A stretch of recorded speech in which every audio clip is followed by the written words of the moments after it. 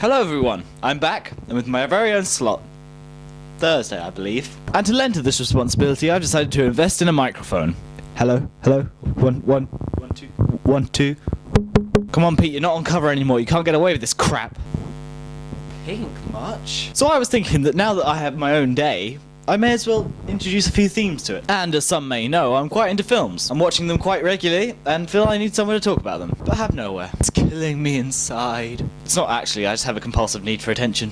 So I recently saw Defendor, a film with Woody Harrelson as an average guy who decides to dress up as an amateur superhero and fight real crime as best he can. Sound familiar? Yeah, it's actually a bit of a shame that this film was technically produced before Kick-Ass, but on its release was pushed to DVD for fear of the public crying rip-off. And I'll admit, that's what I thought when I saw the poster. But after watching it, I was actually really impressed, and in comparison to Kick-Ass, I maybe even like it better? Yeah, that kind of response is going to look good in the film review section of a magazine. Yeah, 5 stars. Or 1.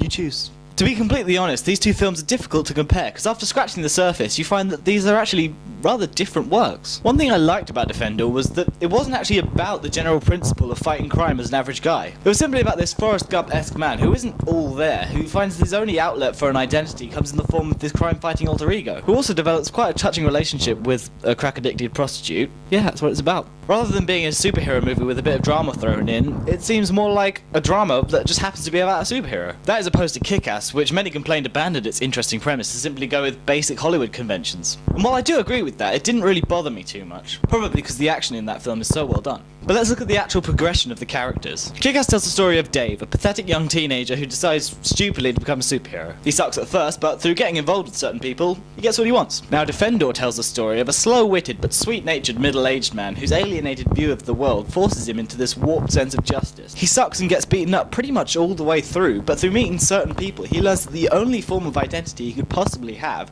is this abstract construct of a superhero. Now granted, the film's action sequences aren't nearly as well done as Kick-Ass's, and it doesn't have as much of a distinctive style, but that whole progression just appealed to me a whole lot more. Plus I think Mark Millar's a bit of a dick. So overall...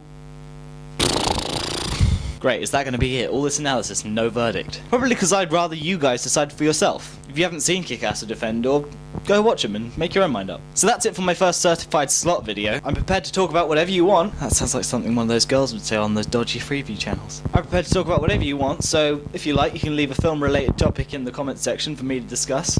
But that's all for now, and I'll see you next Thursday.